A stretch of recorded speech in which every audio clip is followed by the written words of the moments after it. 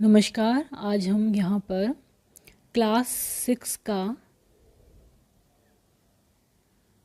New images next revise A comprehensive course in English के 5th addition का chapter पढ़ने जा रहे हैं, जिसका नाम है इफ़ यू थिंक। ये चैप्टर नंबर 4 है, इसको पढ़ेंगे। इफ़ यू थिंक, यदि आप सोचते हो।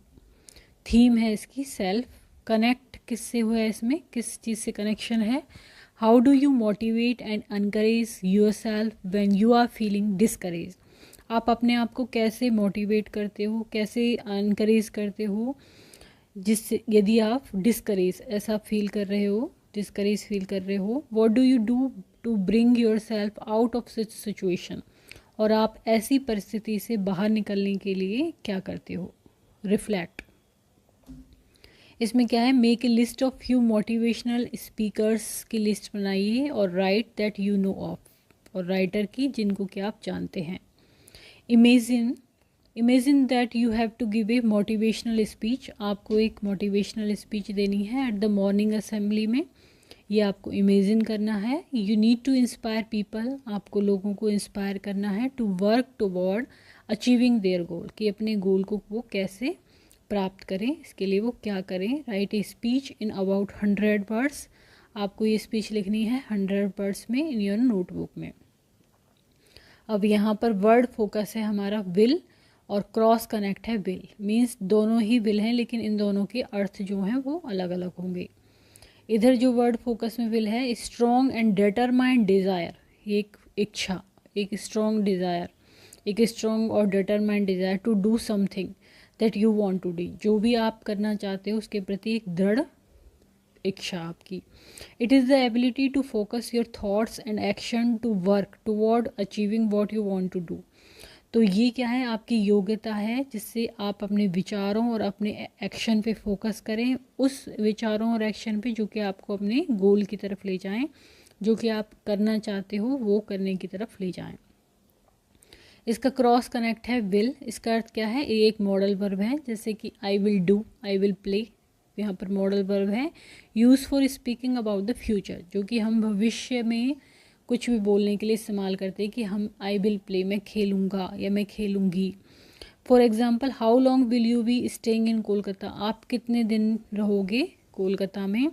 Will is also use for asking someone to do something. For example, किसी के लिए, किसी चीज़ के लिए हमें पूछना है किसी से, तो उसके लिए भी विल यूज़ करते हैं। Will you water my plant while I am away please, क्या आप मेरे पौधों में पानी दे देंगे जबकि मैं दूर होऊंगा, कृपया। तो इसकी तरह से इसने पूछा है किसी को कुछ करने के लिए, तो इन दोनों में ही ये यूज़ होता है। अब यहाँ पर हम लेसन पढ़ेंगे। Let us read a poem. Poem पढ़ रहे हैं। The talks about the importance, जो कि किसके बारे में बात कर रही है, महत्व के बारे में। सेल्फ कॉन्फिडेंस, जो हमारा खुद का कॉन्फिडेंस होता है, उसके बारे में ये पोएम बताएगी। If you think you are beaten you are, यदि आप ये सोचते हो कि तुम पराजित हो चुके हो, तुम हार चुके हो, तो तुम हो चुके हो। If you think you dare not you don't, यदि तुम्हें ऐसा लगता है कि तुम साहस नहीं कर सकते, तो तुम नहीं कर सकते। If you like to win but you think you can't, तुम्हें पसंद तो है जीतना, लेकिन तुम ये सोचते हो कि तुम कर नहीं सकते। It is almost certain you want, तो ये निश्चित ही हो जाता है कि आप वो नहीं करोगे।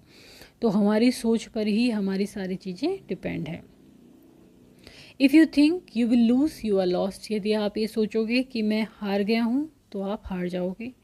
For out of the world we find success begin with a fellow's will, पूरे वर्ड में हमने ये देखा है कि जो सफलता है वो किससे, फेलोस विल, अब खुद की इच्छा शक्ति से मिलती है।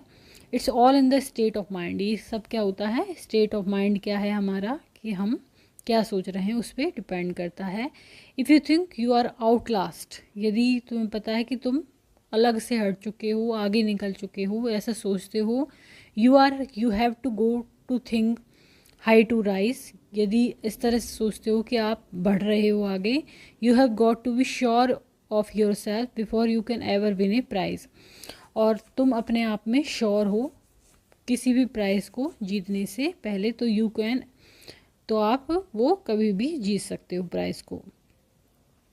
Lives battle don't always go to the stronger or faster man. जो लाइफ का जो युद्ध है वो हमेशा स्ट्रोंगर और फास्टर मैन के साथ नहीं होता, but sooner or later the man who wins is the man who think he can. लेकिन कौन जीतता है इसको, लाइफ के बैटल को, सूनर या लेटर, जल्दी हो या देर से, वो ही जीतता है जो कि ये सोचता है कि वह जीत सकता है। तो इस और जो सारी चीज़ें हैं वो क्या है, स्टेट ऑफ माइंड पे डिपेंड है। ये लिखी है कविता वॉल्टर डी विंटले ने। यहाँ पर अर्थ दिए हुए हैं। बीटन मतलब डिफीटेड, पराजित, to lose at doing something और achieving something.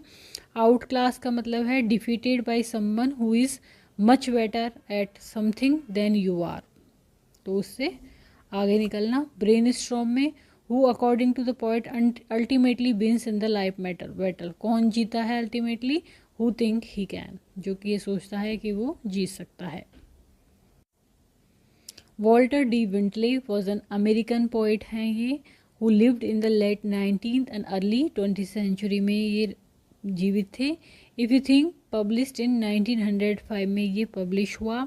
Is one of his most famous poem, ये इसकी बहुत ही इनकी मोस्ट फेमस पोएम है। तो यदि वीडियो आपको पसंद आता है तो इसको लाइक करें, चैनल को सब्सक्राइब करें, कमेंट करें और शेयर करें। Thank you.